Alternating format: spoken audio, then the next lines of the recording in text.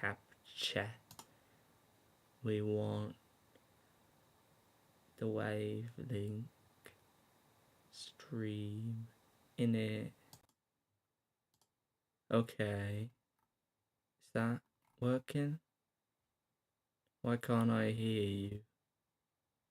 Is it because you aren't going through that output device wavelength voice chat? Putt Party on the TV. Oh hey, that fixed it.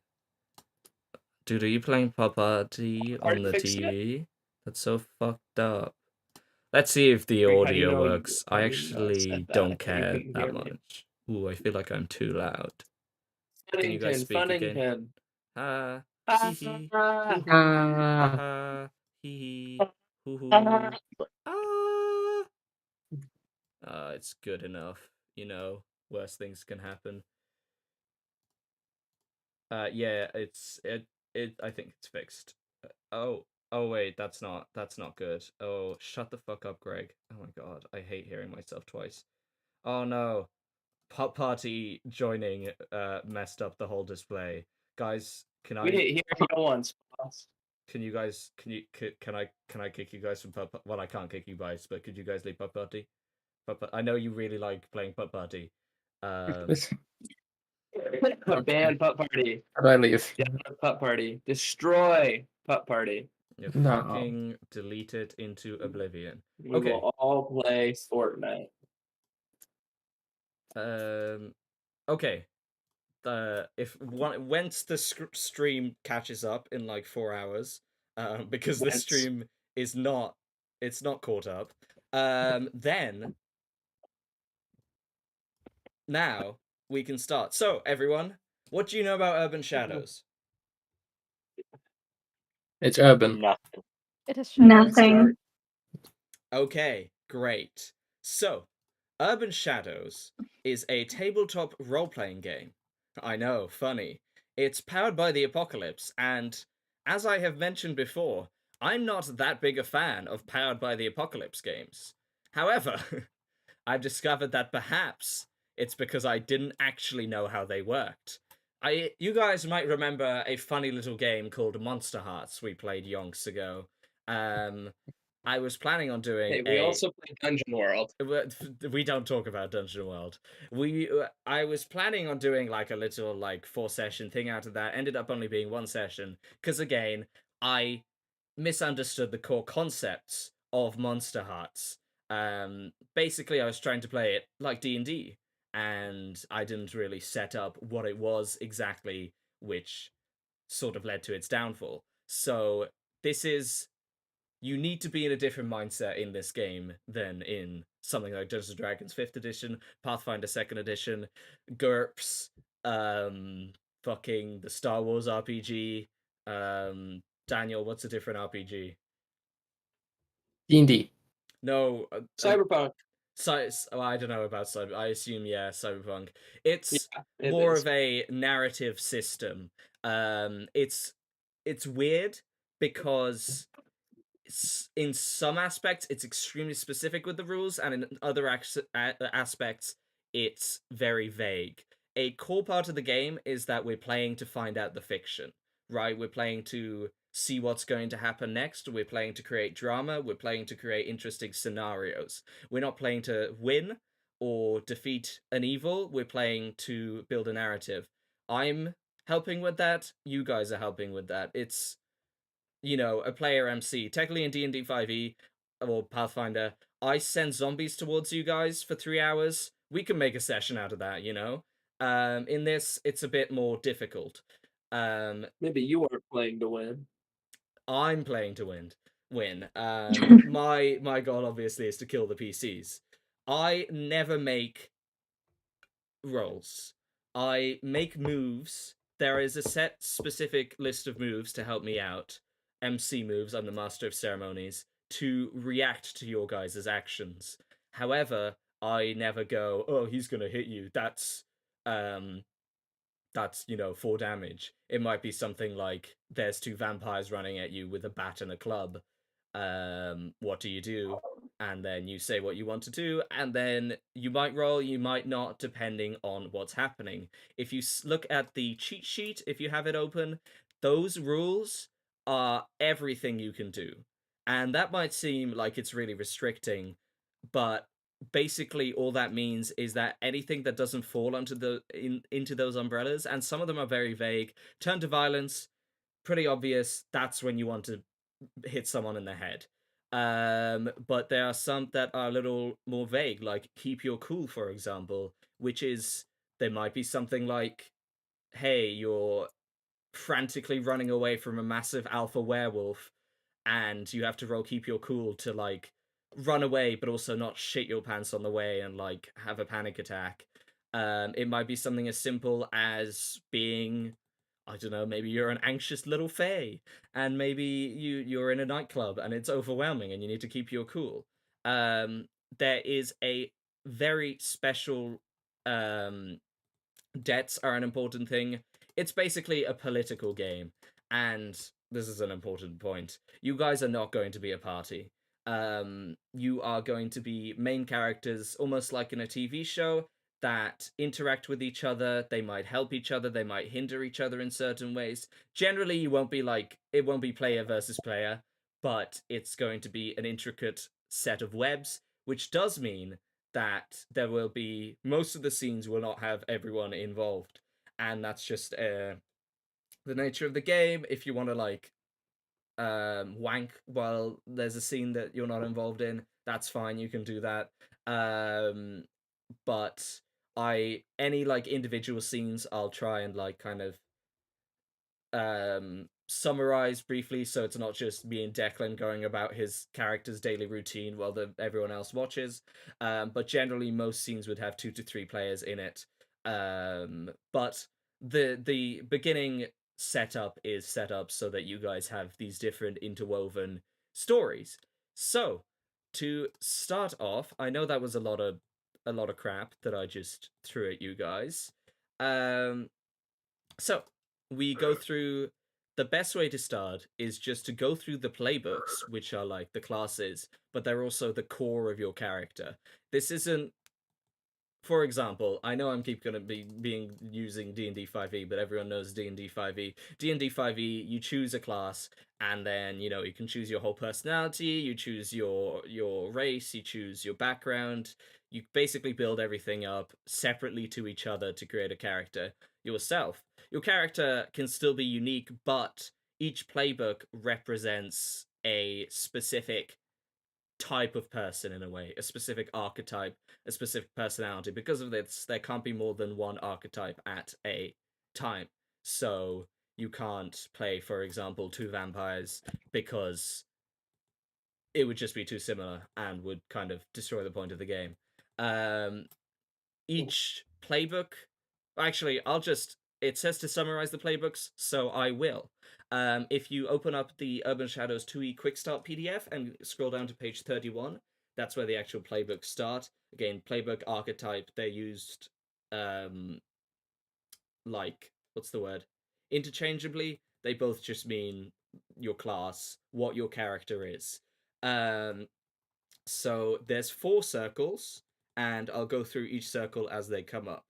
So the first playbook is the Aware. This is a mortal with no technical special abilities, but who has recently become aware of the supernatural world.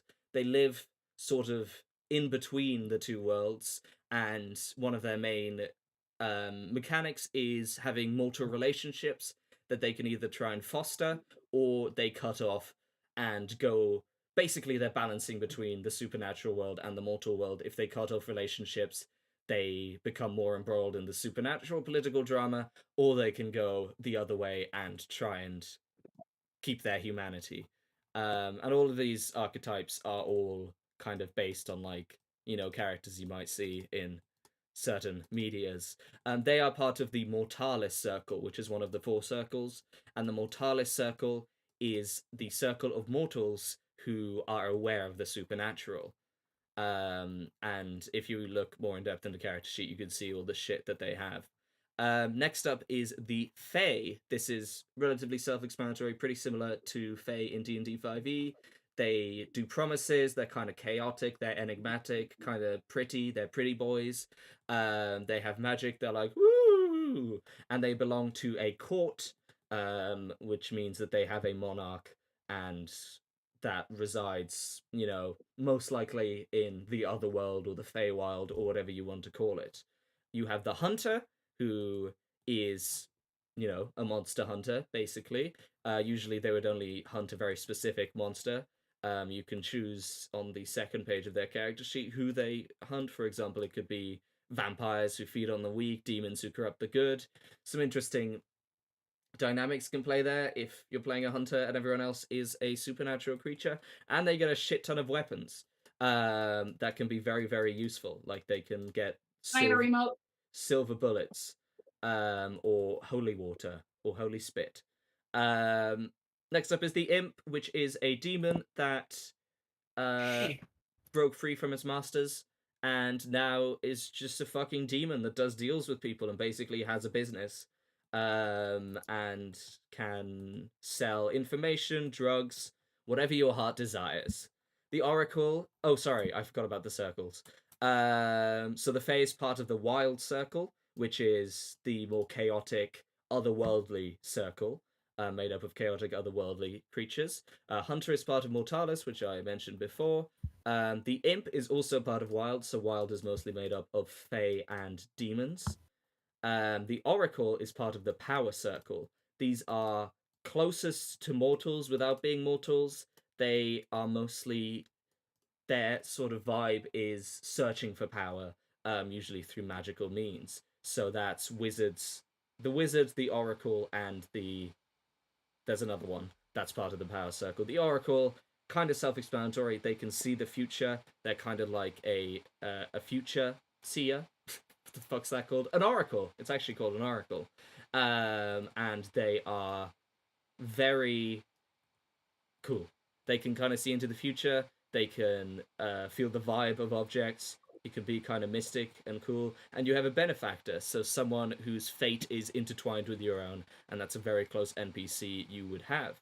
The Spectre is the only playbook which I'm not going to be allowing into play because they're ghosts that can fucking phase through everything and can't touch anything, and also their whole thing is still being attached to their former lives, and I just can't be bothered to deal with that. So we're gonna skip the Spectre, but it would be part of the Night faction, which is the faction that thrives at night and is generally more kind of cunning and devious. Um, Sorry, not the Night faction, the Night Circle. The Sworn is someone who is sworn to a certain group of people. They might be an abbey of oracles, a council of wizards, an academy of religious scholars, whoever, but they have to balance their personal interests with being sworn to a certain group of people, whoever they might be. We have the Tainted, basically D&D Warlock. They made a deal with a demon, and their soul is now in their mood. They can ask their demon for help. They can get a demon form, but they can also lose their humanity to the demon, as they were, again, mortals before they became tainted. The Vamp. Can you guys guess what the Vamp is? It's a fucking vampire. Strong, fast, eternal in age. Fucking amazing people. We have the Veteran, who was once someone important and dangerous, retired, and now for some reason they've been forced back out of retirement. Bit like the Hunter, but more so based on having a workshop where you can basically create a bunch of doodads, build like fucking buildings and guns and shit. The Wizard can cast spells. They are endless in their search for power and knowledge. And is this the last one? Yes. Last but not least, the wolf is a werewolf. They have a territory that, like dogs, they piss on and then mark as their own, and they run around it and hunt people. And you are a werewolf, so you can turn and do shit. So, I know I just spoke a whole lot there, guys. I'm sorry about that. Hope you picked up at least some of what I said. But is there any archetype playbook that, just like even just based on theme, is jumping out at you as like, this seems like an interesting character that I'd like to play? Imp. Imp? Okay. I'm also raising my hand. Faye. I quite like the wizard. Don't know Yeah, Okay. if you anyone would. else wants to. I like the idea of being a little aware the person who just started coming into it. It's like, what the fuck? What's happening here? Okay, interesting. If you would like to select it on your character sheet, I made a little drop down menu under archetype that you can select one Good. on. You don't have to stick with it if you choose something else, but it's just handy if you want it. Camden, do you have any that kind of jumped out at you? To you? The Oracle. The Oracle, okay. So So then none of us said the same thing? none of you said the same thing, which is very handy. That's pretty baller. That's cool. That's pretty baller. So each of you, well, not each of you, but most of you. So we would have the wizard, which is power, the Fae, which is wild, the imp, which is also wild, the aware, which is mortalis, and then the oracle, which is power. So a really good spread of circles. Circles are, I didn't really explain it, they're not factions per se. In Urban Shadows first edition, it was just there was one faction per circle, so it was like, the knight was the vampires.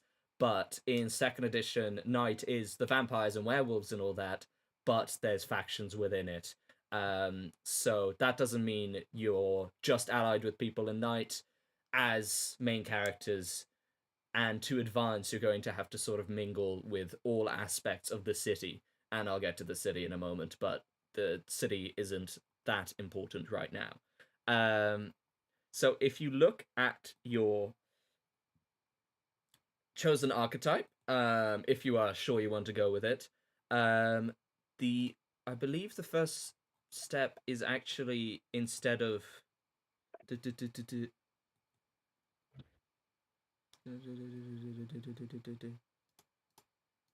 so yeah, what would help now is having the little character creation PDF open. I'll be going through it anyway, but just if you need a reference, if I go too fast, I mean, you can always ask me as well, but it might just be handy. So for example, I'm gonna go with the aware, because it's the top of the list. So the aware has, everyone will have their stats, which if you scroll down to the second page of your archetype, under character creation, that's basically got all of your options. It'll say name. It's on the left of the second page of your archetype. So it'll say name, pick one. You don't actually have to pick one. It's suggestions, inspiration. Look is more, it's I'd recommend picking from the line of looks. So it's, the first one is your look. So if you're androgynous, conforming, shifting, non-conforming, that's more so like your gender identity, the sort of, kind of outward look of yours. Of course, there's the race slash culture, and then like the kind of clothes you wear, and all of those are part of your character's look. The game recommends playing characters that might be a bit out of your comfort zone, but I'm not gonna enforce that. It's up to you, but again, it can be interesting to play characters that are not like you. Like the most obvious one being, if you're a man, maybe play a woman. But it's up to you guys again. Do what you want. Demeanor is another pick one. So for the aware, for example, the list is aggressive, charming, composed, or paranoid. Again, it doesn't have to fully define your character, but just pick a demeanor to sort of give a jumping off point. And they're quite vague, so you can kind of build off of that as well. You have your starting character stats, so you see it gives you the stats, and usually it'll say add one to one of these. It might say that for all of them, I'm not sure. Oh yeah, the abilities, that's quite important. So the abilities are, there's 4 main abilities, and then there's your circle abilities, which I'll get to in a moment. Where the hell did the abilities go? That's your moves.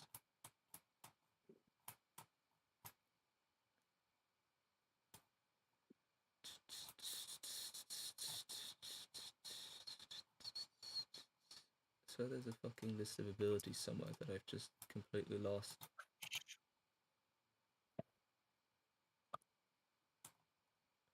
It might actually be in the other one. Where is it? Character creation.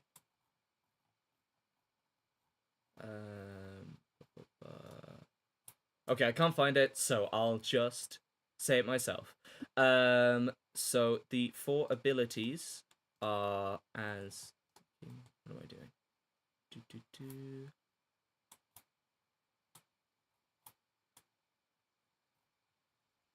Blood, heart, mind, and spirit. Blood is your hardiness, your aggressiveness, it's your general rawr skill. Doesn't have to be combat, but it's generally your intimidation, your out there-ness, your gruffness. Heart is your heart, your ability to persuade, your ability to seduce, your ability to connect with people. Mind is your general knowledge and intelligence, and spirit is your connection to the darkness, as well as being kind of similar to wisdom in D&D 5e, where, for example, if you keep your cool, you roll with spirit, so it's your general, like, you can see it as, like, wisdom in terms of, like, the supernatural world and how much you know about the supernatural. So yeah, the imp would start with blood -1, so not great at hitting, heart 1, mind 1, and spirit 0. So usually I'd recommend adding 1 to one of the ones that is already a 1, if you get what I mean, because it's nice to have a +2 in something. So those are your abilities, and again, whenever you choose these, just type them into your character sheets, because that's handy. If you really want to, you can also just like grab the bit of the PDF, and if you have a way of like circling them, like if you want to put it into like Adobe Acrobat and like, you know, do it as if it was a piece of paper, you can do that. Reason I'm doing Excel sheets is so I can see your character sheet and make decisions based on that. But yeah, that's that. Also, plus of not having Foundry, I'll get to you in a moment, Daniel, is you don't, I feel like a fucking teacher, is you don't, you can roll your own dice, or I think I got a bot to roll dice if you don't want to, but I don't mind either way. I trust you guys not to fudge rolls, and I don't see why you would, because again, the game is about creating an interesting narrative, and every miss will have an interesting consequence. Daniel, yes, sorry. What did you say the mind and spirit was again? So mind is your general, like, just your know-how knowledge, and spirit is your like wisdom and knowledge of the supernatural world, and that sort of like connection. Yes, your starting circles. Oh, sorry. I was saying thank you. All right. Your circles are, you have circle moves, which are in your cheat sheet. Basically, this is when you're specifically dealing with people of a specific circle. So let's say you're trying to, let's say, I'll give you an example. An NPC named Gruntham is like, oh yes, I know this fae called Bimbus. And you're like, would I know this Bimbus? Then you would make a put a name to a face move, which is under circle moves. And you roll with their circle. So you'd roll with your wild stat because they're a fae, and so they are in the wild circle. Sometimes people might not actually be in the circle that they were initially in. They might move around, but for now, we'll keep it simple enough. So starting circles is stuff like that. That would be your knowledge of the circles, and then your starting status is how well known you are in a circle. So 1 is your 0 is your unknown, and 1 you'll all have 1 in one's circle, and 0 in all the other ones. 1 is like you're an established like citizen, but nothing special. Like, you know, you've got debts, you've got interests, you've got contacts, but you're not in any amazing position of power yet. Players throughout play can get up to status 2, which is like like a general, if you're going for army terms, like a mid-level leader that might like lead a gang. Actually, I think you can start off leading a gang depending on what character you are with. But like, that's a bit more respected, and then status 3 is like the leader of a whole like faction and like a very prominent figure in a circle, if not the most prominent figure in the circle. Intro questions, starting gear, and starting debts is stuff we'll get to once you've figured the rest out. Because that's all the character building stuff. So, questions? Any questions? Apart from what the fuck do I do? Because I think I'll die if I have to go through that again. Could you repeat that, please? Just everything? Like the last bit. Yeah, Yeah, everything. exactly Yeah, that bit. just, like, Yeah. From everything, the not we're just the- streaming to Okay. the end. From the hello. No, yeah, I can do that, yeah. Thank you. Yeah, so what you need to do, yeah, so, I think I get it now. Yeah. Thank you. that's just, That really quick up. is that good? Did that help? That was perfect. Thank you. Okay, Thanks perfect. so much. Good description. Good description. Thank you so much. We've got 4 likes on the stream, guys. That's so cool. I wonder who that was. Okay, There's so 5 of us here. so I'll just say, character creation. First thing, go for your name, look, and demeanor. That's the first thing you want to tackle. I realize I just kind of threw a bunch of shit at you guys. Just do your name, look, and demeanor. Pick from the list. If you really, really don't like anything on the list, you can make up your own. But like generally, pick from the list. It'll usually be something that works for the character type that you're playing.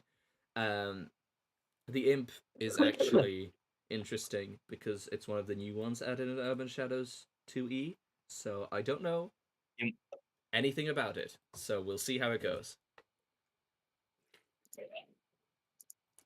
Where do I put in like the stuff on the second page?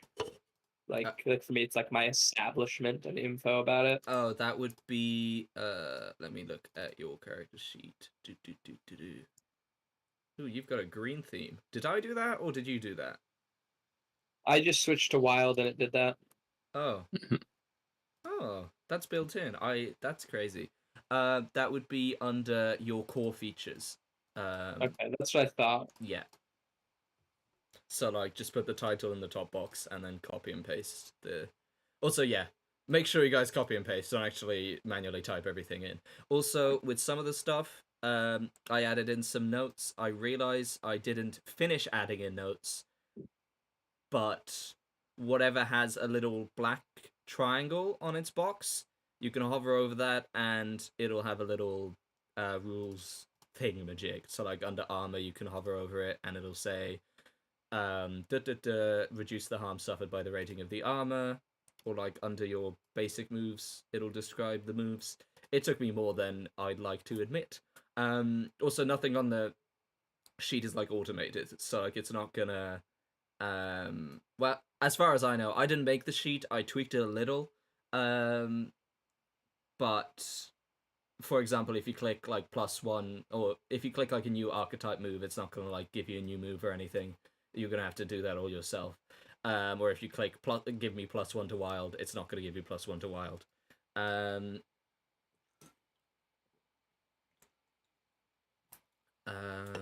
What else?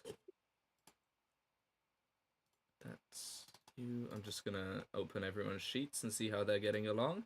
Declan has an error in his blood stat, so that's always good. Don't know. Do you see that, or is that just me? Oh, that's the as well. I don't know how to bring it up. Interesting. Let me +1. I think I'm missing a list. Where's the list of like looks and demeanors? That's so. It If should you be on the go, left. if you're in, are you in the Quick Start PDF, the one called Urban Shadows 2 Quick Start? Yeah. Yeah, just go to your playbook, so the Oracle, and it's on the second page of that to the left. It's the whole left section of that.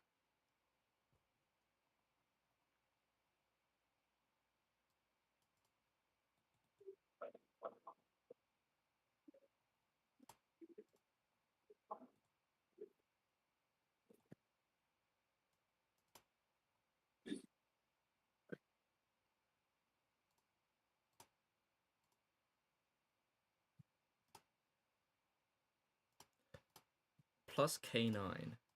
Interesting. What is happening to your character sheet, Declan? Oh no. +1. Okay, that just gives it a 1. It's trying to do some sort of mathematics, but I'm really just trying to put +1 in as like basic text. What are you doing now? Fucking hell. +1. It's when I do 1 it freaks out.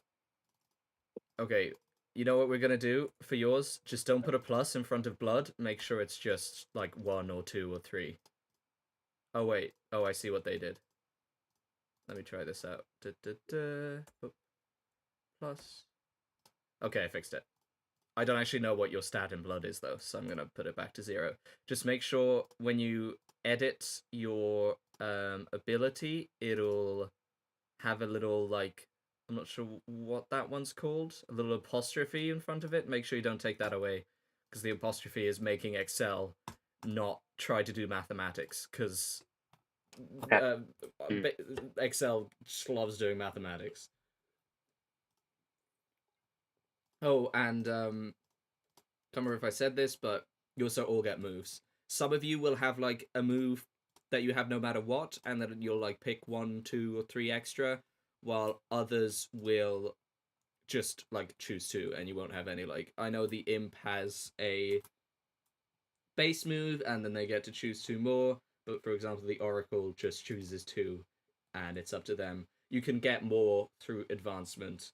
We'll go through how advancement works. There's still, stuff.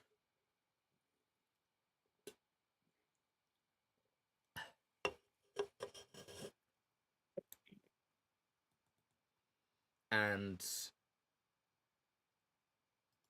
could everyone let me know once they've done their look, demeanor, and circle? It's fine if you do more. I just want to know that everyone's on the same page. I mean, I I have have okay, I have a put look in, question. but we can move on, honestly. Yeah, Declan? Is this based on the real world, or is this like? It's as in you're in the real life United States of America. Except there's evil creatures. And no, I will not be doing an American accent. Don't worry, guys. I set up an entire lore of this city to make sure that I can do British accents. It's Baltimore. That's what it is. Is that really what it is? Because that would No, make perfect sense. I have thought about it. I thought it'd be kind of funny, but That would be a good no. bit. I set up. I'm a big fan of history and alternate history. So I set up like a whole alternate history scenario where this random city in the east of the U.S. remained a British crown colony until 1958, when they exchanged it. Except then it's a whole thing. It's super exciting. So basically, Like it's Canada. it's like like Canada, but even more British, because I'm not doing a Canadian accent either.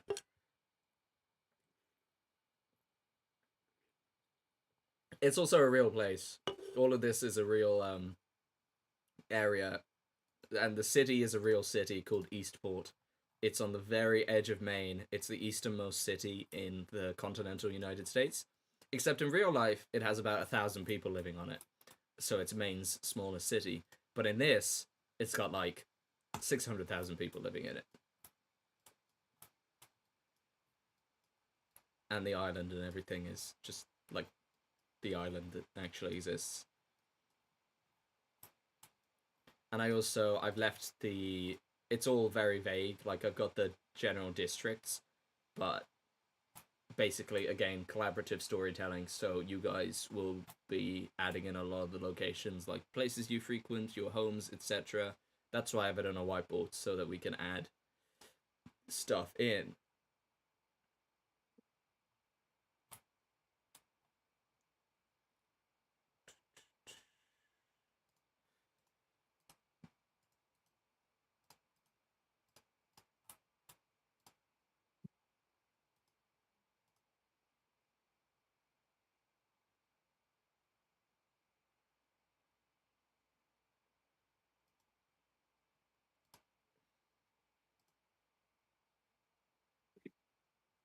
Okay, we've got Cameron, we've got Hayden, we've got Decky Wecky.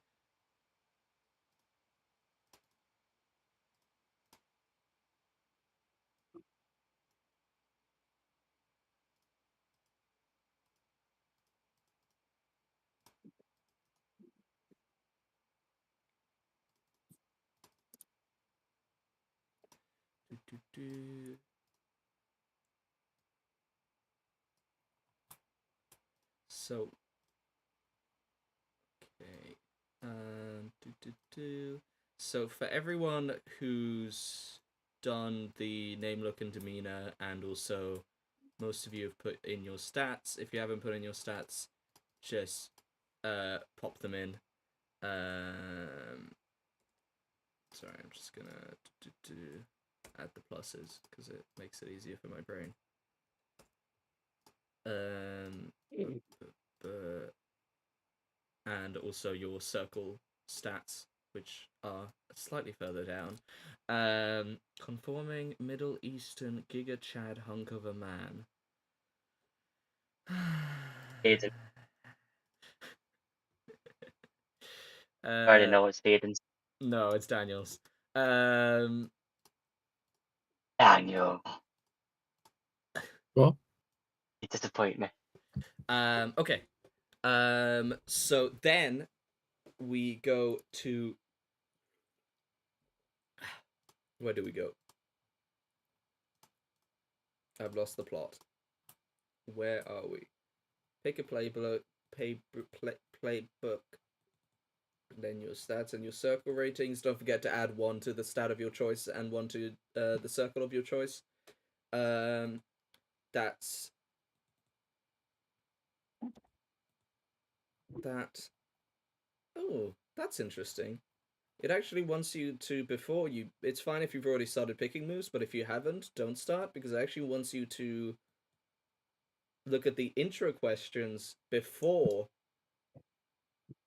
you pick your gear and moves and stuff. So we'll do that. So your intro questions are all there, and you're gonna make bullshit up, but that's the spirit of the game, right? You're gonna make bullshit up, hope an interesting story comes out. If it doesn't, hey, at least we still had fun. If it does, then great, we made a collaborative, interesting story. So, Hayden, I'm gonna start with you. Would you like to start? Is there somewhere to write this stuff down? These are, you Are can, we just like answering the questions to you can answer add them? like notes, if you want. What's the best somewhere. section for that, you think? Yeah, I'm just thinking I could always. It's annoying I when could you've just got it. It's I'll annoying just add when like 2 more rows on the bottom. yeah, it's annoying when you've got rows because I don't know if adding 2 more, like, you see that kind of. You can put it wherever you'd like. You don't have to put it into the Excel. You can just have a separate notes thing. Yeah, I just got it here at the bottom. It'll be all right. But yeah. All right. So yeah, my questions. My fellow's name is Craig. Oh, good. He's the imp.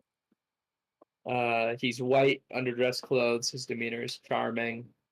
I guess I gotta start with questions. Yeah. And then where we are my get to ask mostly the MC, but if you guys would like to, you can ask expanding questions.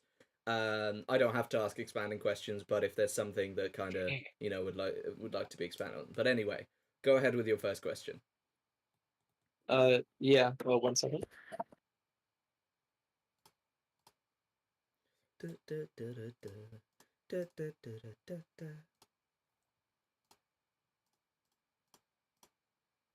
All right. Question 1 is, how did you escape your servitude? I would say I won it in like a game of like demon poker. Okay. Yeah, I just made a bet. I said like, all right, you can have my servitude for literally forever, something like that. And I also, in an immediately following poker game in which I was betting for the guy to get his, to get my servitude back, I also won the bar that I work at, or that I own. So the bar was owned like by the demon beforehand. Yeah, we went like double or nothing. It was like all right, if I beat you at poker, you gotta let me free. And then Okay. I won, and the demon was like, wait a minute. All right, how about you reserve? And I was like, okay, put the bar up. And he was like, all right. And I won both times. Okay, so you're really good at poker. I'm really good at poker. I got Really lucky. good. Okay. Question 2, how long have you been in the city? I would say probably my whole life. Maine is a hell of a place. No reason to leave.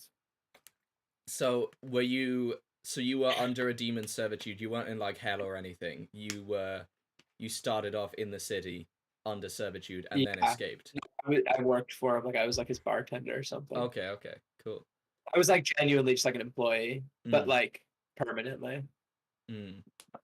Slave employee. Mm-hmm. The next one, who do you call family in the city? Probably my boys. I got like a crew. Like I got like some fellas. We meet up and play poker. Are they They're like my normal friends from humans? college. Would they be... Yeah, they're just dudes. All right, they're just dudes. Okay. Yeah. Those are my boys. Who do I turn to when I'm in trouble? You're not gonna guess. Is it the no boys? This is my crew, my fellas. Yeah, that's my crew. Okay. Do you want to give a couple names? You don't have to name all of them, but like one or two. Yeah. Jimmy, Paul,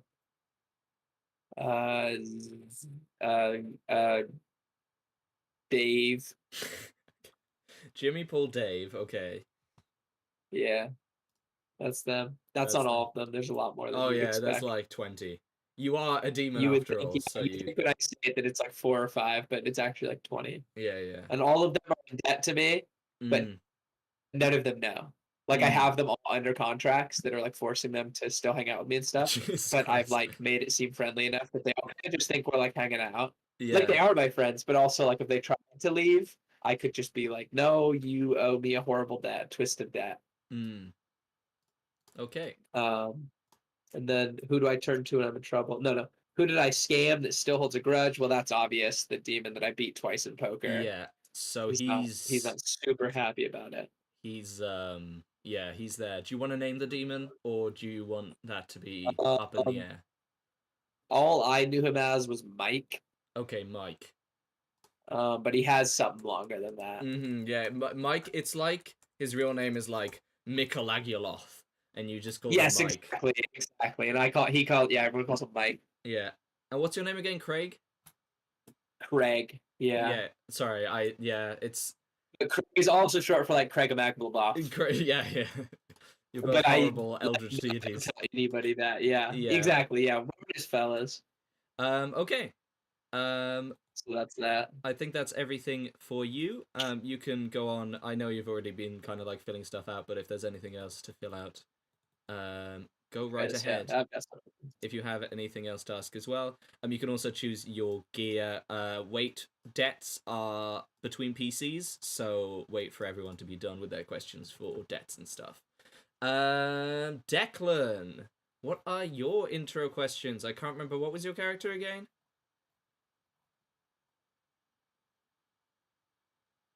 Declan, you are muted.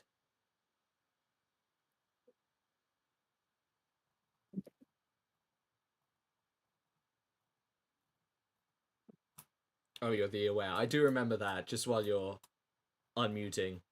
I still can't hear you, but...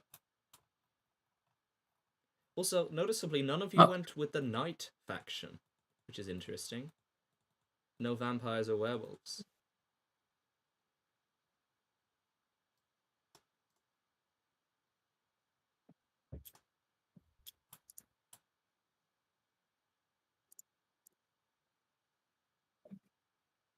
Maybe I'll go into someone else while Declan's figuring out his audio issues. He's like lagging as he's mad. Yeah, that's really he's good. like... Daniel, would you like to go ahead? Okay, so... You are the wizard. Yes. Daniel the wizard. So yeah, start off. It's actually, it was great that Hayden did that. Oh, there goes Declan.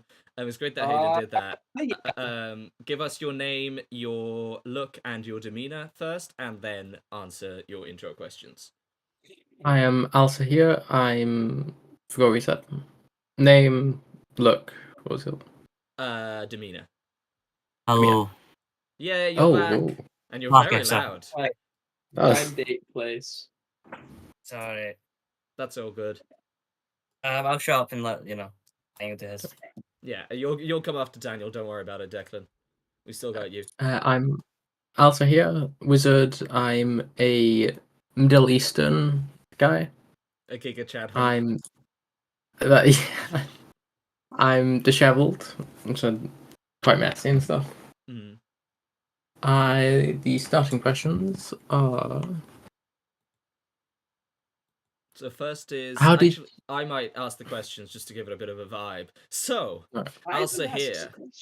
How did you Mhm. learn to wield magic?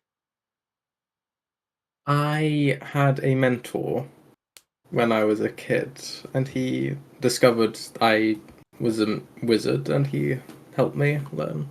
Would you like to name this mentor, or would you like to keep the name? His name.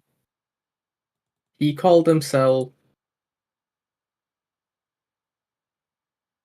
Mr. Robot. No. No, we are not having a single Mr. Robot reference. I've seen the whole show now. You cannot hide. You cannot push anything past me. You seen? You Oh, know yeah, I've seen about the that whole later. show. I thought you finished. Like stopped. Like He can be called White Rose if you want. I'll allow that. oh fuck yeah. Is White he Rose. actually? He's actually okay. White Rose, and it is a he. Yes. Okay, cool. How long have you been in the city for? Not that long. I maybe a year now. Maybe a Okay. year and a half. So pretty new. Are you? Mhm. Is that you came straight from the Middle East, wherever you were specifically? I went to Or some did you other go around? places and Okay. then yeah. Okay, cool. So you're a traveler. What mistake keeps you up at night? I was searching for a relic and I made with friend and I did something that ended up getting them killed. Okay. What have you sacrificed for your power? I sacrificed a I sacrificed a very when you say sacrifice, does that mean killed? Or does that mean like It's whatever it means to you. It could be you could have just sacrificed an arm, you could have sacrificed an item important to you, could have sacrificed a person. It could have been on purpose, could have been accidentally. I sacrificed my sister, Oh god.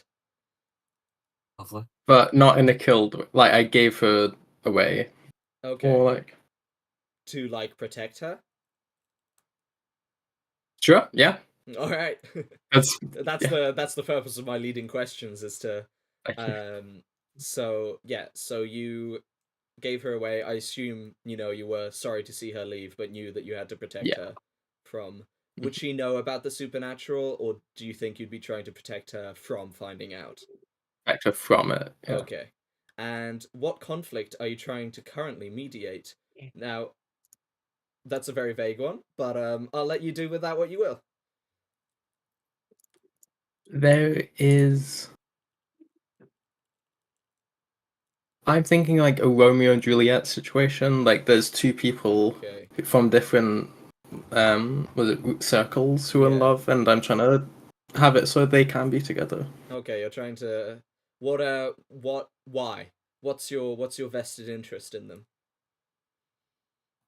Oh, I'm doing it because they both have, or one of them has something magical or some magical information or something that I would like. And I'm nice, I'd like Okay, of course. love, yeah. Yeah. So they also have something related to magic that I would. Out of the kindness of your heart, but also there's a benefit for you there. There's some more knowledge to be gained. That is all that the power faction is about, is always trying to strive for more power and more knowledge. Okay? Yeah. So now you can do your starting gear, finish up anything to do with your spells, your sanctum. Don't forget about your ward.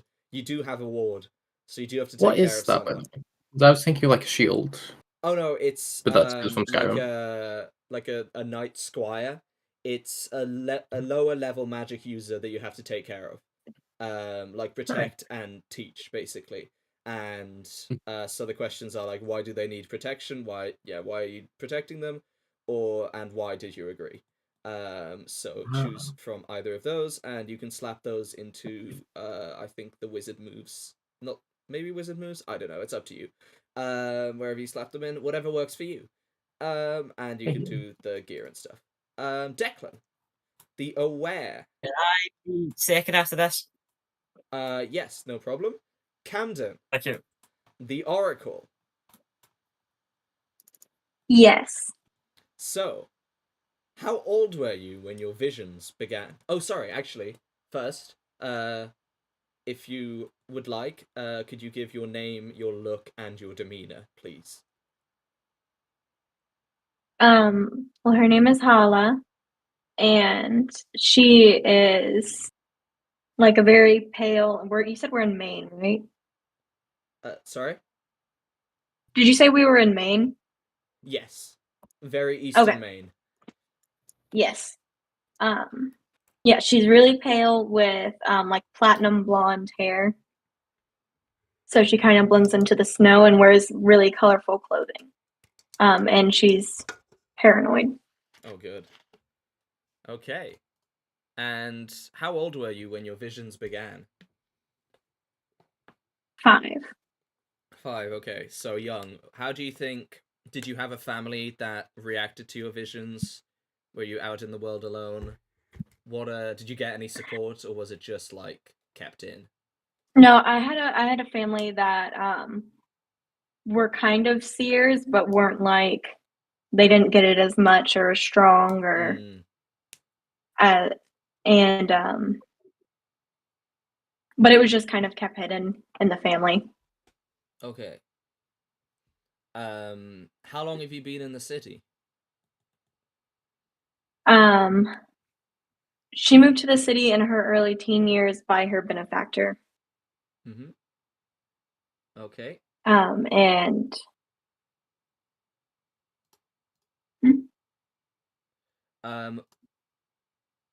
Well, speaking of the benefactor, how did you originally convince the benefactor to trust you and your visions? Well, I saw him in a restaurant in the outskirts of the city where I lived before, and ran to him when I was 6 years old and told him that he was going to be hit by a car when he left the restaurant. Jesus. And yeah, I don't know. And so he left and he almost got hit by a car, but he was able to not be hit because I told him what was going to happen. Okay. So very young. And do you think you were 6, right? That's what you said? Yeah. Did he bring you under his wing from that moment, or did you guys like meet up again later in your life? Yeah, a bit later. My family wasn't going to hand over their 6-year-old. Yeah. But he stayed in contact, and probably when I was 16. Okay. Moved to the city, I guess, then. So you were like an adult and were moved over. Yeah. Who seeks to sway you from your service? Who seeks to, for whatever reason, maybe it's a kind reason, maybe they're, evil and trying to take you away. I don't know. It's up to you. Well, my benefactor has strong enemies, and the only reason that he's been keeping ahead of their plans against him were because of my vision. So they're trying to keep me from informing him or pull me away or just kill me. Would you have a vague description of a character, even just a name and which circle they'd be a part of, who might be not necessarily the leader, but like the primary agent who would be like the one trying to sway you? I guess it would probably. I'm still trying to form the world in my head, so Yeah. I guess it would be maybe like the leader of a werewolf pack or something, like whoever, like the leader of a clan of werewolves that had some pretty swaying power over all the ones in the area. Okay, interesting. So conflict with werewolves.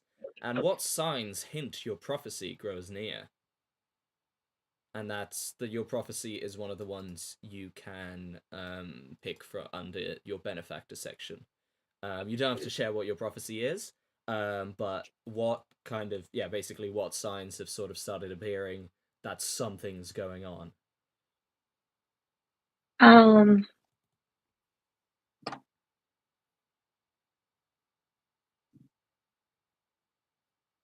I guess like the more answers that I get from my benefactor as to like kind of what's going on, what the powerful forces in the world are doing, it kind of makes things click together. Okay. Interesting. Okay. I don't think I have anything else. So now you're welcome to fill out everything else. With the benefactor in particular, I assume you're gonna put it on your character sheet, but I'll need the name because that'll be an important character and all the what the prophecy is, the strengths and the flaws. I mean, I need like that sort of stuff for everyone so I can help weave the story, but a lot of it will be up to you guys. I won't be telling you what your benefactor looks like. You'll be describing it to me, stuff like that. I won't be saying what Hayden's bar looks like or Craig's bar looks like, but it's kind of like a bit more collaborative. Anyway, Declan. Yes. Be aware. Are you ready? Or would you like? Okay, quick question before. Yes. Are you want everyone to separately not know each other? No, you all not necessarily all know each other, but you see in the starting debts section, just to the bottom of the left, those debts, unless it's a very specific circumstance where you're like, there's an NPC that would fit perfectly for this, that's all between PCs, player characters. So you're not all like besties, you're not an adventuring party, but you know each other to an extent. So, like, for example, one of you is someone puts up with your questions about the supernatural, so you might, like, always go to Hayden's character's Craig's bar and ask him about, like, the demonic world, that sort of thing, So you vaguely know each other, but you're not, like, a tight-knit group or anything. Alright then, cool. Alright, cool. I'm playing Andrew Smith. He's the aware. He's a conforming male. He's white and he wears streetwear usually, and he's paranoid. Okay. Ooh, two paranoid characters. Okay. And how did you discover the supernatural? I was finishing up from work. I was closing the shop down, and while walking, I heard some noises in a alley. I thought someone was hurt, or there was like a scuffle. I was trying to find what was happening. I'm nosy as fuck. And while walking through, I see two guys fighting. Curious. One bites at one of them. What the fuck? And then the other starts transforming. I don't know how that happened. And you're like, And so after that, I just ran the fuck away. I was not staying to see the end of that. And now, I just start seeing things. Okay. So it like fully piqued your curiosity and sort of pulled away the veil in front of your eyes between the mortal and the supernatural.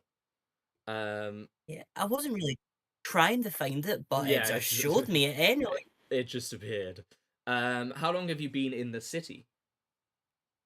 2 months. 2 months? Okay. You arrive and you're like, fucking hell, this place is different. I will say as well, city backstory wise, this city has been a congregation for the supernatural. It's not like they don't exist in other places, but this is like an especially high density. What mortal commitment keeps you from leaving your old life behind? A past relationship. Okay. So like an ex-partner? Not a current one? Yeah.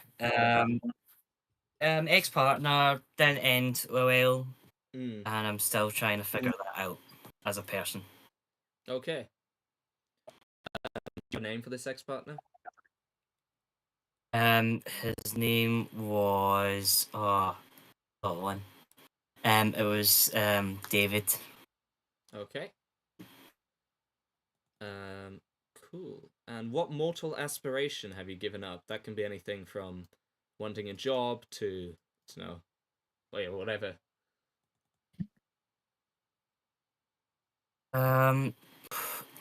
Having a career path. Hmm. I've just kind of moved to get away from it all, and I just don't expect anything great coming from it. Yeah.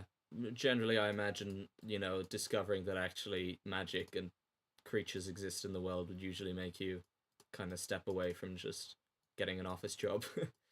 Yep. And what powerful faction or person are you currently investigating? Now, that's completely up to you to invent a faction. You can be as vague or specific as you want, or invent a person. It can even be one of the characters that have already been mentioned, though they're not especially powerful, but you can still kind of be investigating them. Speak for yourself. I've been staying with a roommate, and they've been unique in a sense. Some of the things they've been doing is different, and I'm trying to see if they're kind of like the things I saw that night. Would you say what would you suspect? They're a vampire. They're they're fae. Fae. Okay. Very interesting. Okay. Thank you. And just a quick reminder: the moves that you get to choose under like Fae moves / aware moves and all that, put those into your playbook move section. But the actual features that you get, like for example for the aware, your mortal relationships, for the Fae, your fairy powers and your court. Basically, all the stuff that's on your second page, put those into the core features section. So just put the name at the top and then the description on the bottom. It just makes it easier to sort and all that. You can just copy and paste whatever you'd like. Okay, thank you, Declan. And last but not least, Lena Johanna, would you like to give us your name, look, and demeanor, please? Sure. The name's Amber. A woman, conforming looking, wearing pretty expensive clothes. With demeanor, I don't know. Seductive isn't fully the thing, but the closest thing from all of those. So, would you say more like confident, like? Yeah. Or how would it be different to just being like straight up seductive? I do not know. Oh yeah, fair English enough. is not Englishing with words. It's just a vibe. I get. She's got a vibe. And why did you leave your a homeland? Different vibe. Your homeland being, your court, wherever that might have been. Right. So to be fair, I did already have a quick little look at the your court stuff on the right. That's fine. So pretty much to just flee from the jealous sibling and avoid the family drama. Okay. And also just see something different than like the normal strict rules of the Okay, so you're looking for a bit AKA of freedom. mortal madness. Yeah. And how long have you been in the city? Basically, when did you flee? I'd say about 3 months, so pretty new. Okay. So far, you're the second newest in the city. Do you think your character would have fit in easily, or do you think they'd kind of still be getting used to being in the human kind of environment? I think she's definitely still trying to get used to it, but like Mm. pretending for the most part she knows what's up and like she hasn't, just arrived there, like she's been living there her whole life. Mm. And just trying to fit in, trying to go to as many events as she can to like find people and see what's up. Live the good old free life there. Okay. And yeah, but then at home she's like, okay, what the fuck is this madness? And how do I turn on the stove? Okay. What do you love most about humanity? Pretty much that it's a shit ton different than the fairy port in the whole realm. Also they have cats, which is adorable. That's great. Love cats. Best thing about humanity. And like all the little funny trinkets they like.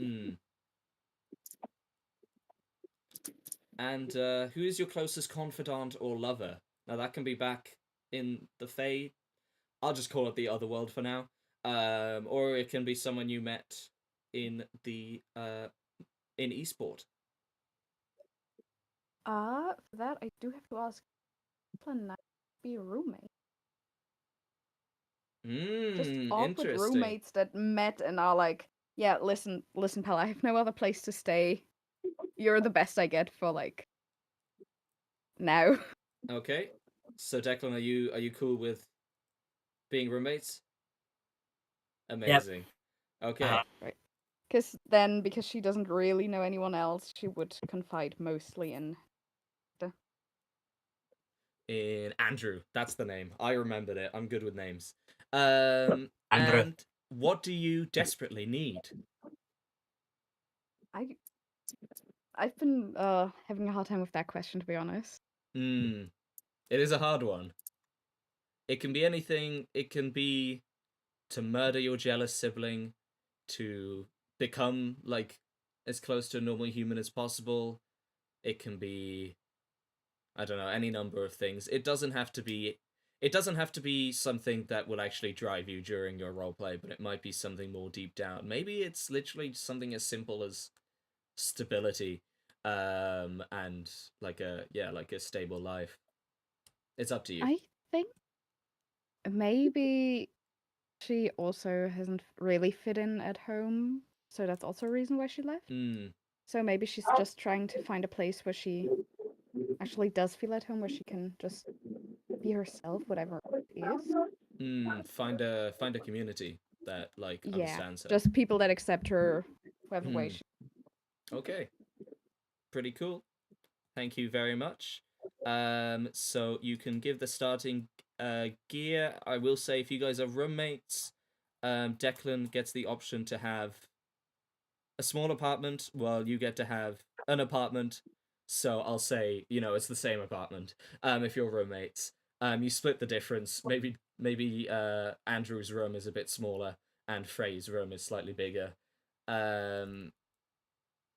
I get the fancy balcony. You get the fancy balcony. You might. I mean, if you're wearing expensive clothes, maybe you have a way of getting money that means that you pay more of the rent or something.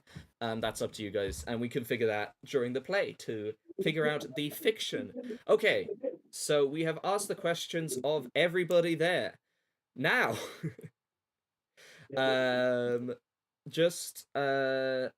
what? There's a couple of things I just wanted to point out. Most of this isn't really important. You might notice that you have an intimacy move. I'll just go over that really quickly. Intimacy, it doesn't just have to be like sexual/romantic intimacy. Basically, whenever you share a moment of intimacy, it can be as simple as opening up to someone over a beer. It can be full-on fucking doggy style. Yeah, exactly what Daniel's doing. That's how sex works. You can tell he's done it a lot. It triggers an intimacy move, which it has to happen. and it's kind of like your deep character coming out. So for a fae, it would be demanding a promise, because faes are all about promises and debts. Speaking of debts,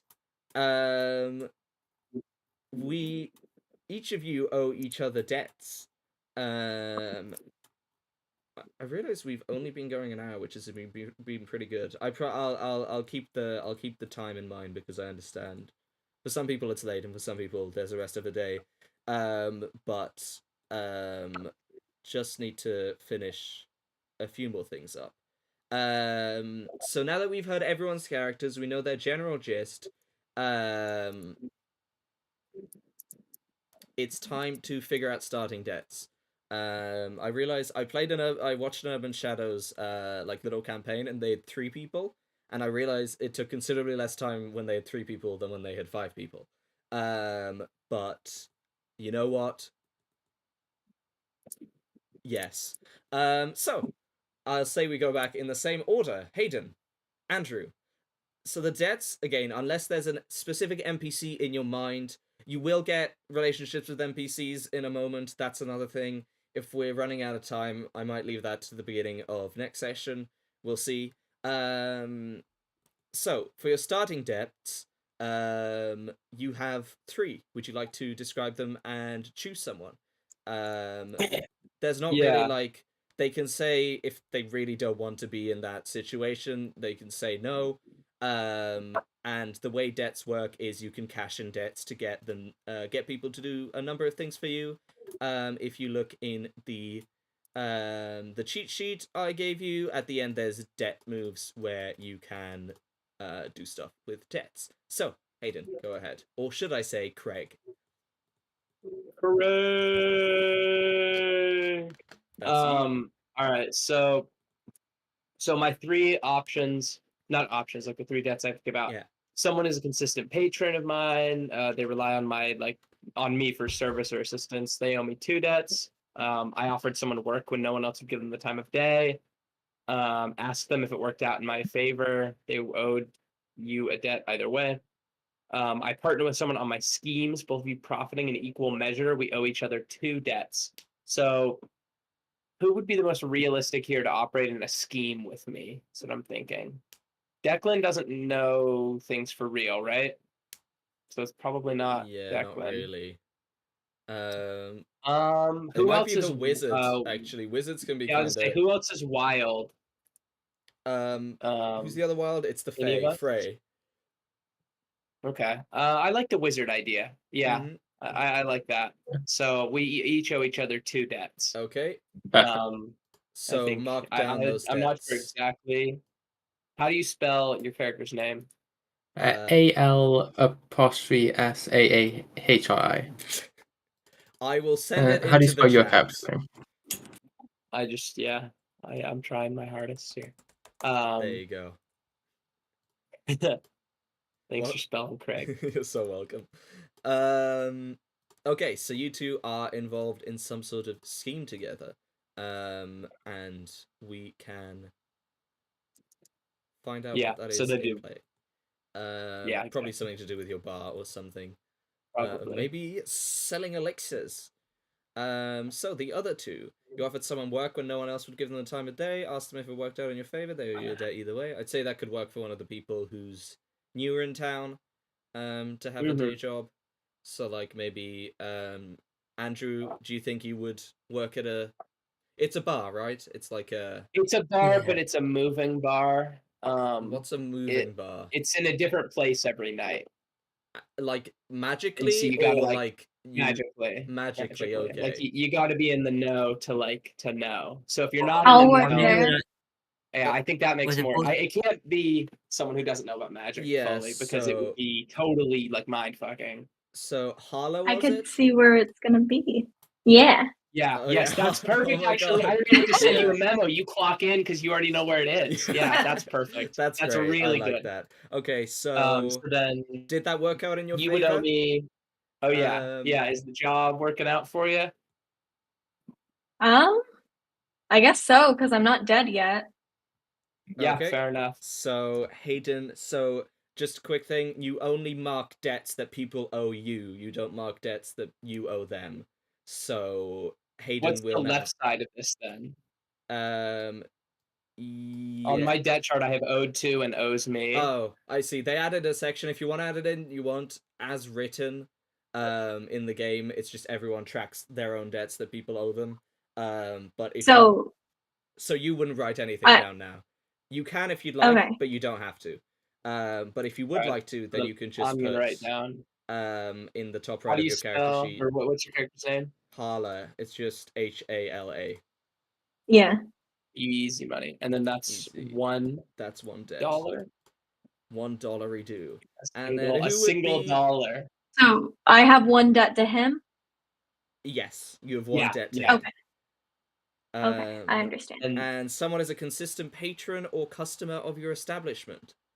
Yeah, so I like this one for Declan's character. He keeps showing up by accident. He walks in, he's like, "Wow, this looks a lot like where I was last week. This is crazy." And he sits down and starts asking me questions. He's always looking for a new bar every night because he's like new in town, and he always ends up in your bar. Exactly. I like that idea. Declan, are you good with that idea? Okay, they owe you 2 debts. And also, I can answer a lot of your questions. Yeah. You know, like you sit down, you ask me, like, "Hey, have you ever heard of anything like this?" And I think the idea is going to be that if a normal person comes into the bar, it's kind of like the specific thing is that it's a moving or hidden location to which I control access. That's like one of my things that I have from my character. And so the idea would be that if a normal person comes up to the door, it's just like in an alleyway, and they walk in, it's gonna look like a normal bar to them. Yeah, just some like dead end place. Didn't you say that there's like a magical protection on it? I seem to remember you writing that. Yeah. So that could be also like it's a magical. It's a magical dead zone. Well. Yes, Yes, there's an illusion. So the idea would be that if someone comes in twice in 2 different places, instead of it being like it's literally the exact same people there, everything's different enough that you have like plausible deniability. Yeah. Like he comes in the next week and he's like, "Wow, this is very similar." And this bartender reminds me a lot of the guy from last time, but he couldn't be the same guy. This is a whole different place. Yeah. And that just keeps happening over and over and over and over again. And the magic, I mean, a normal person would eventually realize it, but because of the magic, it's like clouding your judgment. Okay, very cool. That's sort of the idea. Sorry, I was just looking at your character sheet. So you don't have any of the corruption moves yet. You have to actually like get corruption levels in that. You can keep them there if you want. Just make sure you know. Yeah, I just put them there so that they're like, it's so fine. they're Just already there. Yeah. Make sure you know that you that you can't use them yet. You gain do you unlock corruption them one at a time, or do you get them all by being corrupted? You get them one at a time. So when you okay. Some things will have you. If it says mark corruption, it just means you fill 1 corruption box out of 5. If it says advance your corruption, then you fully just jump up an extra level. For example, for the aware, if one of their mortal relationships gets cut out of their life, so if they die or somehow get cut out or something like that, then they instantly go up a corruption advance, because that's like a big move for them into the supernatural world, because like their granny was murdered by a vampire or something, you know, they're losing their mortal life, that sort of thing. Okay, Daniel, you have your debts. Hello. I do. Someone tempted your ward away from you and into danger. Ask them what it cost your ward to return to you. They owe you a debt. Who would tempt your ward away? That might be a little point of contention between you. This is just, you can say no to this. A point of contention between you and Craig. Maybe at some point in your business ventures, Craig was like, "Hey, I like this guy." Maybe. But it's up to you. It can also be an NPC if you think that none of the characters fit properly. Someone should give all of their debts to the same person. Yes, for sure. That would be great. Does anyone want my ward? I'd take it. I do like the idea of like your ward came in one time without you, and I was like, "Hey, could you help me out for a minute?" And it was like a whole disaster. And Daniel, what do you think? Ask them what it cost. So actually, Hayden, what do you think it cost Daniel to get the ward to return to him? Or not Daniel, Al Salar, or whatever the fuck his name is. Al Sahir. Sorry, Al Sahir. I think it cost you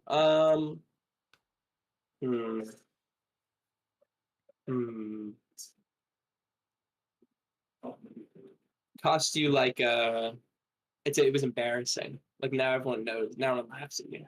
Like you had to like humiliate yourself to get You them lost back, you street know. And so cred. now everywhere you go, it's like everyone's like, "Oh, that's the guy that had to." I don't know. Maybe you had to like. It might have been a financial thing, but that like whatever it was doesn't really matter. No one knows necessarily. Everyone's got a different story. You know, people are like, "Oh, I heard that guy had to do blah blah blah to get his dude back." Yeah. And it's enough that like there's no matter where you go, someone's mentioning to someone else like, "Oh, I heard some super embarrassing story about that guy." Yeah. I like it. Okay, so that means they owe you a debt. So add in Craig, Daniel onto your character sheet as owning you 1 debt. Someone is your go-to when you get into trouble, providing information or muscle to get things done. You owe them 2 debts. Information kind of gives off Oracle vibes. It could even be the aware. Maybe he's just got some really good muscle or info.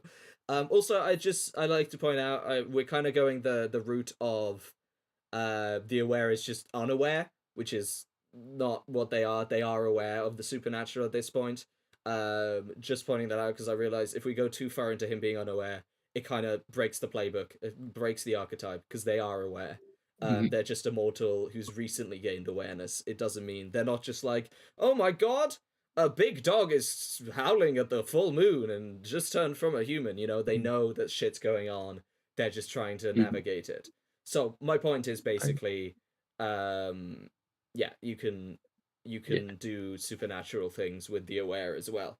But who do you think? How strong are you, Mr. Aware? What's your blood? The stat, your blood stat. That's usually like your ability to attack. But also you can just be strong in general.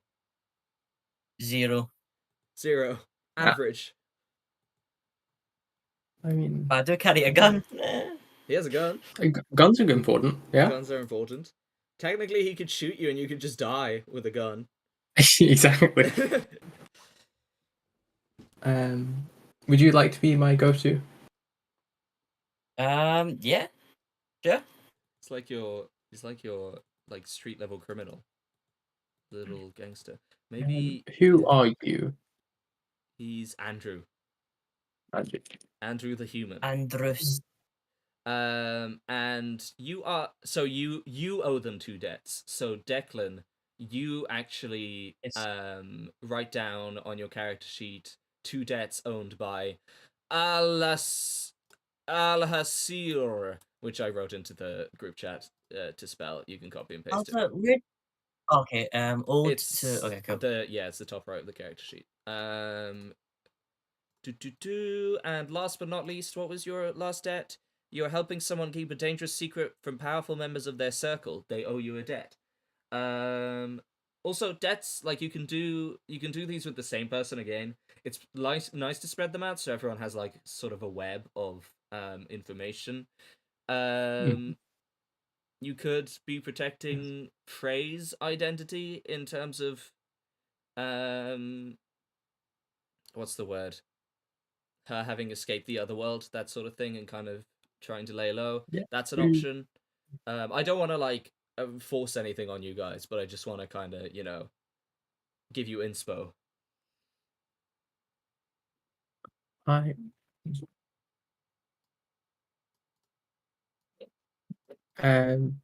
Frey? You are helping someone keep... Do you have a dangerous secret? I can sure as hell have one.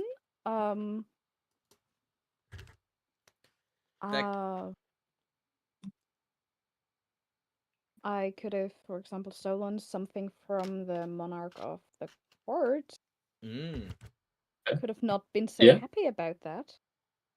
Okay. And then I could also use that for my where's my stuff for my gear.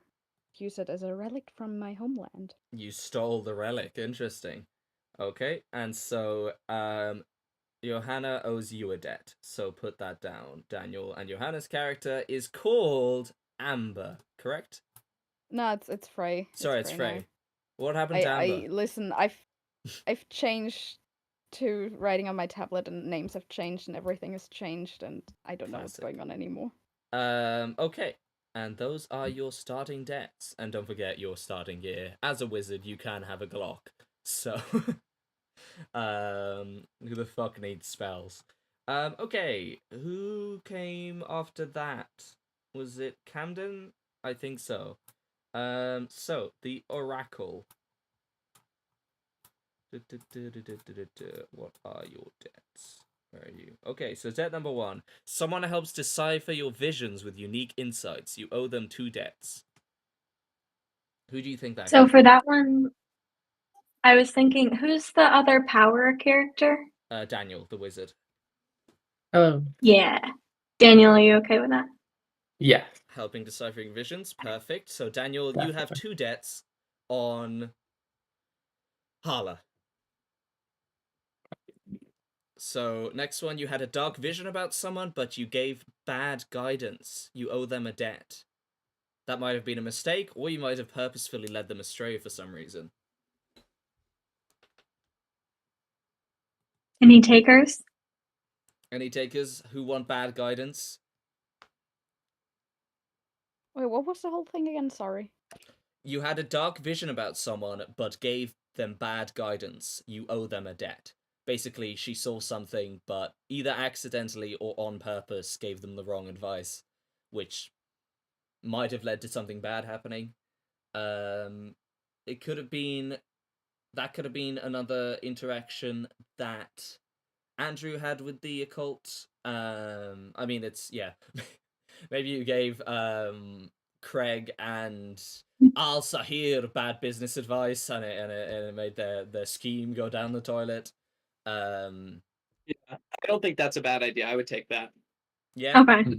Let's Doesn't do that. necessarily have to mean that it destroyed it, but it might have like made a complication. Some specific scheme, She maybe. told you to Hey, invest. She told you to invest in Dogecoin, and it did not work out.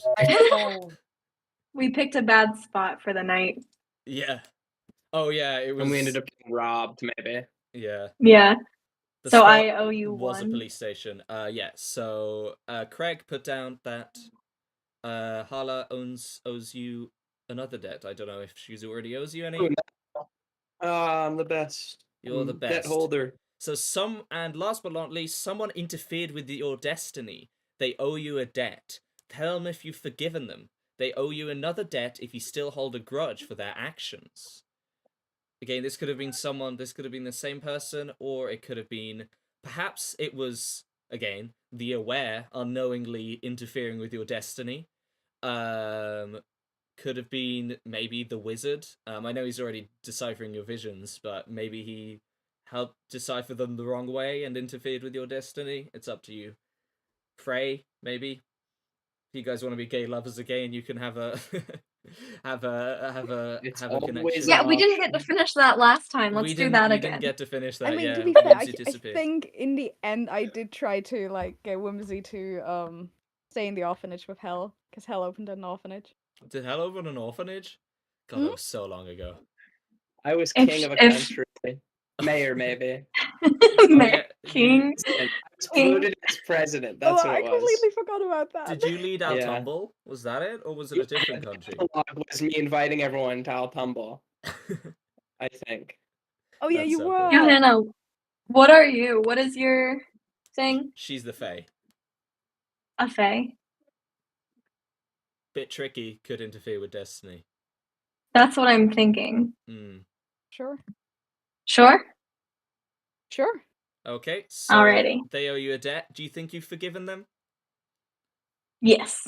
Okay, so just one debt. Write down that Hala Alright. owes you one debt. And that was definitely a run-in between you two. I believe... Wait, I owe one to her, right? Yeah. Yes. Okay. So you don't need to write that down unless you want to. Some people like keeping Yeah, no, track of the debts. I'm trying to keep track of there's stuff. so like there's a lot, so it's just a lot easier to just keep track of the debts that you have on people. I am gonna need to keep track of debt all the NPCs that have all the different debts on you guys. The Aware is coming up. So where are you? So first off, someone befriended you long before you discovered the supernatural, and purposefully hid its existence from you when it mattered. They owe you a debt. Perhaps that's Frey? That would be Frey, yeah. Yeah, that's I would Frey. absolutely just be like, well, no, there's no weird shit going on. You're just Yeah. funny. Okay. And then I called her bluff. So they owe you a debt. So Frey, Andrew, write down that Frey owes you 1 debt. Someone puts up with your questions about the supernatural, you owe them a debt. That can be Frey again, or it can be someone else you might know. I would actually think that, these bartenders, man, they know a lot of this supernatural shit. And I've only met them once, so it's crazy. Okay. Craig, you get another debt on Andrew. You must have like a lot of debts at this point. Wait, do I hold that on Andrew, or does Andrew hold that? You hold that on Andrew because he keeps asking you. Yeah, so that puts me at 3 on Andrew. Jesus Christ, he's gonna be able to pull your strings instantly. I was gonna say that could also. Can you hear me? Yeah. Okay. Yeah. That could also be me because I work at the bar. That's true as well. If you wanted to spread it out. That's true. Yeah, that could be worth doing to spread it out because I have 2, 2, and 3 on people. Yeah, I mean, it's up to you guys. You can spread it out, but it also kind of works probably if the demon has a bunch of debts on everyone. Yeah, that just kind of makes sense. It's up to you, Declan, which one you'd like. I feel like I'm talking to the bartender the most, if anything. Okay. Fair enough. So Craig gets a debt. And last but not least, you're leveraging dirt you have on someone to get their help dismantling a supernatural scheme that targets innocent mortals. You owe them a debt. That's quite specific. Who could you have dirt on? And why? I'm going to say, because the wizard asked me to be some muscle a couple of times, yeah. I'm like, he's some of the weird shit he's been doing. He's part of this fuckery that's happening here. That's very I good. want something. He's helping me. Definitely. So, what it actually says is that you owe them a debt, which is interesting. I would have thought they owe you a debt, but you owe them a debt. So I assume that's because you've already leveraged the dirt. You're not holding it over them anymore. So now they're helping you out. So Al-Hasir, write down 1 more cheeky little debt, mate. On Andrew. And last but not least, the Fae. Someone disrupted a rare ritual of your court for personal gain, besmirching your reputation with your monarch. They owe you a debt. Who might that be? I could see Andrew just like trying to figure out what Frey is. So kind of like spying on her and trying to sneak in her room and then like just fucking up the ritual. The personal gain could just be like wanting to know more about the supernatural. So he like followed you out and then that disrupted the ritual. How does that sound? I think that was a nod. Alright. So sounds good. Andrew owes me 1. Yes. So write down Andrew 1 debt. You are keeping something hidden on behalf of someone else from a powerful member of their circle. Ask them why they owe you a debt. That's up to you. I'm lost on that one. Yeah, I don't know. Anyone hiding something? Anyone needing something hidden? From a powerful member of their circle. I mean, Daniel, you have that status 3 member of your faction that gave you the ward. You could be hiding something from them. Oh yeah. There could be a different member of the circle that we don't know about. Maybe the Oracle could be hiding something. It's not from their circle, but like sorry, not the It could be something from my benefactor that I asked her to hide. You could be hiding something from him. I do like that. Okay. And then ask them why. So, why are you hiding it? You don't have to say what it is, but why do you think you'd be hiding it? Probably because it would end up hurting him in the long run. Okay. Maybe like a specific weapon that would turn against him. Okay, interesting.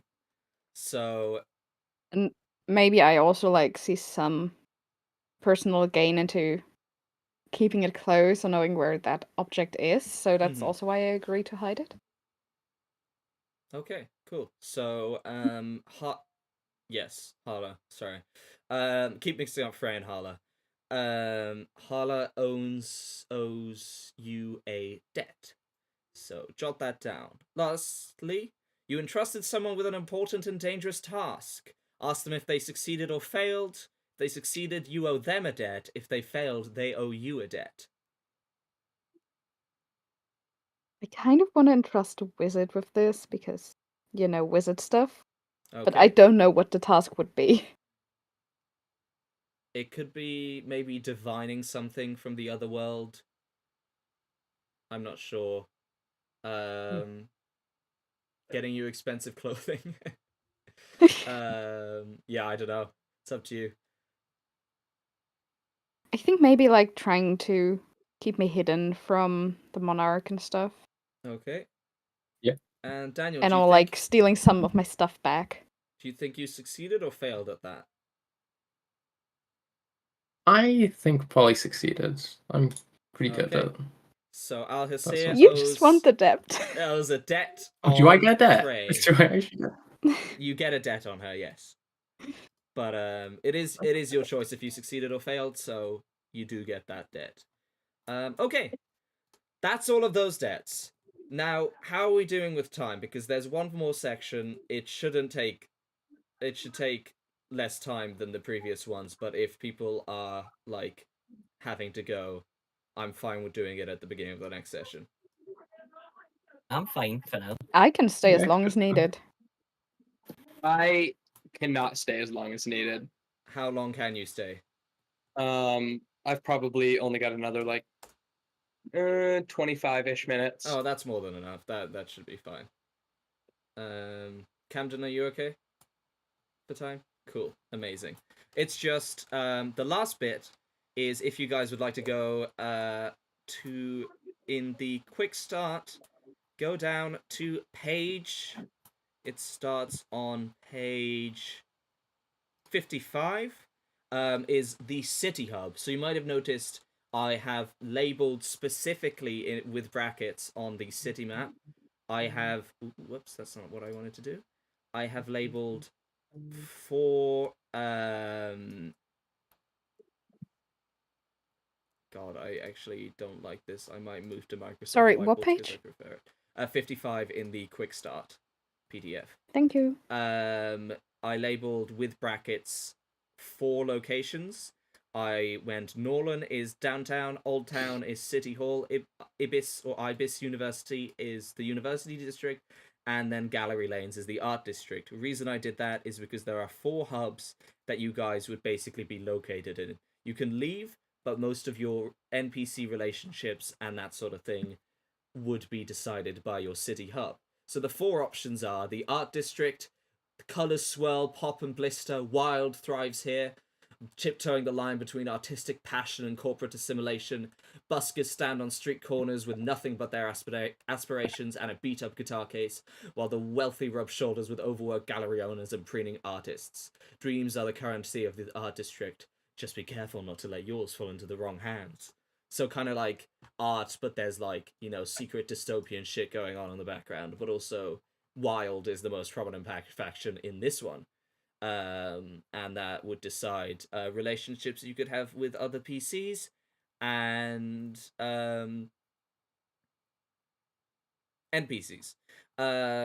City Hall is where the Mortalis faction is in power, so it's where mortals still hold sway. It's City Hall. It's where the power brokers are. It's where the mayor is. It's where the government is located.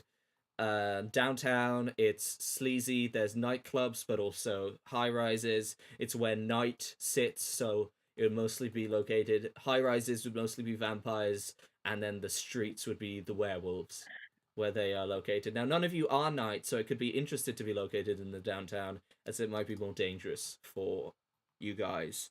And then lastly, the university isn't actually just the university, but it encompasses like a larger area of the city that kind of, all the university faculty and like people related to the university live in, and it's basically become a whole district. And that's where power is located. It's where wizards are located for the most part. So any preferences? And so all of you would be located in one hub. So you guys need to agree on a hub. I'm fine with whatever hub everyone else wants to be in. I don't mind. Downtown probably makes the most sense for me. But I wouldn't hate I the mean- university. Downtown would also make the most sense for me because that's where my benefactor, his enemies, and probably Hayden would be. So Yeah. Yeah. I like it. Downtown's like the I'm classic pretty open. Urban Shadows one as well, because it's kind of like, you know, grimy and there's the skylife. So if you go with Downtown, you get to pick a NPC that owes you a debt. Everyone needs to pick a separate NPC. So just look through them really quickly. There's 2 from each circle. So, for example, from Mortalis, you have a hunter who keeps his block of boutiques a vamp-free zone by any means necessary. Let us know who the NPC you would like to be the person who owes you a debt, and then you can give a little why do they owe you a debt, and then you can just put that into your debt section. They don't have to be from my circle, right? They don't. Yeah, they can be whoever. Okay. Generally, in the game, I've you'll be got rubbing one. shoulders with all of. You have to kind of rub shoulders with all circles to advance. Who do you have? Guy or G Riddle, the boisterous ghost who works downtown as a haunted bar tour guide. I think he owes me a debt because I let him bring his people to my bar. Okay. Like I always slip him a note that's like, "This is where I'll be tomorrow. You can bring him by." Okay. So Sorry. write that into your debt section. Mm-hmm. I quite like Mrs. Lane, the wizard of the exclusive 5-star hotel, who lives for gossip. Okay, put that down onto your debts.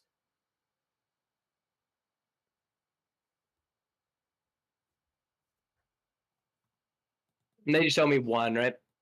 Yeah, it's just 1. Each person gets 1. I kind of like the Tarn, the flesh-eating vampire, and I think I just helped him get away with murder one night. Okay. So you get Tarn. So don't forget to put down that he owes you a debt, because, well, I don't think you have to put in the reason. We can kind of just remember. Declan and Camden, anyone for you guys? I would like G Riddle. So G Riddle's already been taken by Hayden, unfortunately. Oh, yeah. Yeah, I think it. Honestly, I would let you have, like, I don't see why you couldn't have the same contact. If there is another one that interests you, then you can go with that. But like, if you do just want it to be the same person, you can, because like that's another way of linking you together. Yes. Oh, has anyone done Cyril? Nope. I'll do Cyril. That makes sense. Perfect. Cyril Callis. And why would he owe you a debt? I kind of like one of the debts for everyone. Someone else. He gave out the wrong thing as like a safety thing. Like wild charms, it's like a protecting charm. He said against a vampire. A vampire tried to attack me. I threw at him, did fuck all, and I just not too happy with him. He scammed you, and now you have that to hold over him. So slap that into your character sheet and write it down, bestie.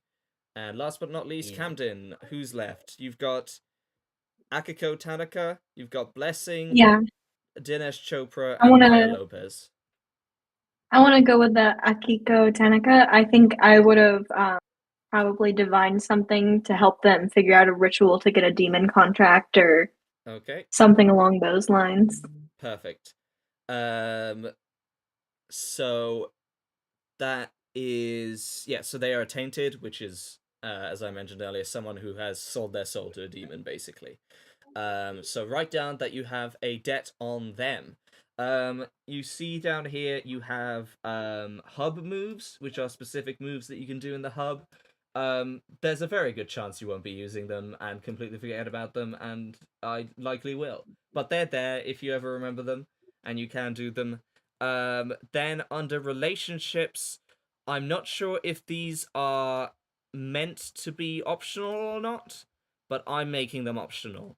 because I think you guys have already got pretty good foundational setups for relationships, and I don't think you need to, unless you have something that works or catches your eye. But like, we don't need to, go further than we need to. And there's just one last thing I'd like to do after this, and then we'd be done. So is anything popping out to you, or do you think we'll just skip this part? No, nothing for me. Okay. I'm fine just skipping it if you guys would like. So last but not least, if you guys want to go over to the jam board, I would just... Oh, that's really big. Can I make that much smaller? Okay, I'm making that small. Maybe if I... Sorry, just 1 second. So... Oh. Where did that go? Oh, it's up there. That's as small as it goes. Interesting. I just wanted to... I'll just do stars for now. Or like tiny little shapes. So within downtown, which is like this upper peninsula, it's this area. Where do you think... First... Oh wait, your bar's moving. Where do you think your bar would be located at the start of the game? I'll say that. Well, so okay. I'll green explain my areas bar are like a little bit then. parks. Yeah. Well, actually, that's perfect. The day that the game starts, my bar is in a park. There's like a bridge somewhere in the park where you can walk under it or over it, Mm-hmm. And if you are walking under it, there's just a door, and if you open the door, the bar is in there. Okay, which one do you think it would be? The top right one there. Top right, Right? this one? Or is it just those two bottom ones? Oh no, Yeah, it's the big one there. whichever Yeah. three you'd like. Yeah. Okay, perfect. I'll make a note of that. I'll need to sort out a way to make things bigger. I'm just gonna put a circle there for now. Oh, good.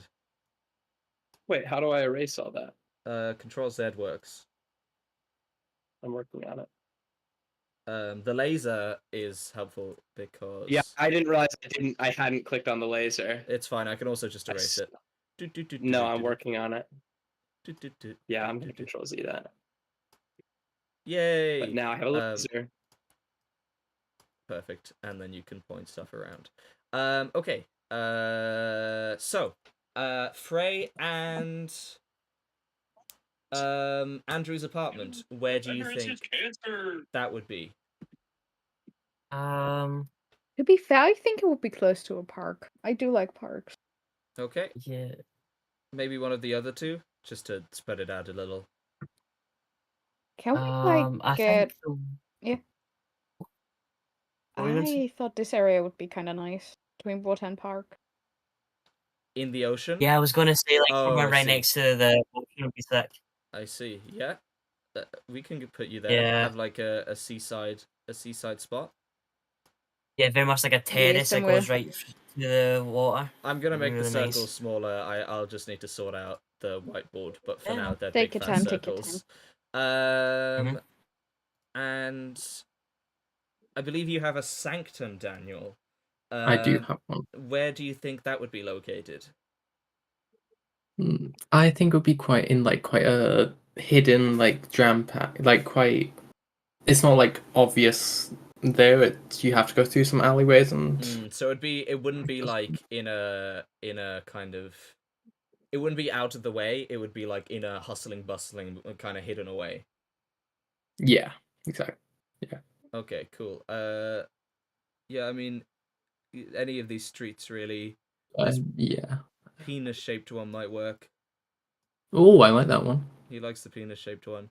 Yeah, just put you in there, and we can say that's like a market area that maybe you like, you dock in, and that's where. Is there any other specific locations that people are tied to? It doesn't have to be everything, just like the major ones, like the Sanctum, for example, the Imps thing, and their apartment, because it's a relatively major location. Like something like Camden, your benefactor, where he lives, we can sort that out through the play. So I think overall that's about everything. So just make sure you don't destroy the Excel sheets if you haven't filled them out fully. I would enjoy if you did before next session, just so we have like the sheets ready. But as long as you know what you have, I don't really mind. But yeah, up to you guys in the end.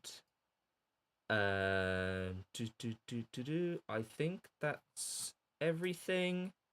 Just throughout the week before next session, or even like just before next session, if you're unsure of stuff, you can just look through the different archetypes and look through the PDF I sent in called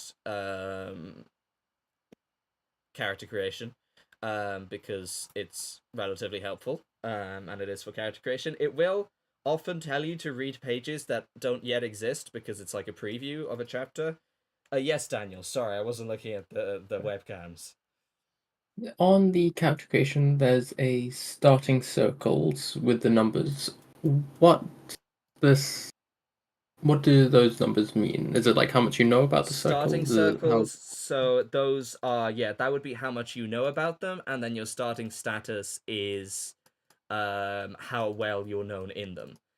So your starting status is always just 1 in the circle you start in. But with the starting circles, it would be used, for example, to figure out information on a person from a certain circle, or maybe like persuade them in a certain way that's related to their circle, that sort of thing. Got it. Thanks. Okay. Anything else before we head off? Okay. Amazing. Thank you guys for coming. Beautiful. That was beautiful. And next time we'll start. And hopefully we'll remember all of this shit we set up. So I recommend you guys take a couple notes. Doesn't have to be a lot of notes, but just a couple. Luckily I have emojis. Hey dog, hey dog, hey dog, sexy bugger, hey pog. Anyway, I'm gonna head off. Well, I need to actually end the stream first, but I'm gonna head off now. Thanks, guys, for coming. See you next Saturday, hopefully, if we can all manage to get together. I'm in Chicago next Saturday. We'll see, but I'll definitely be free the Saturday after that for sure. So okay, well, like I'll be here for Thanksgiving break. So tell Chicago to hurry up. I'll do my best to get you there. All right, bye, guys. Okay.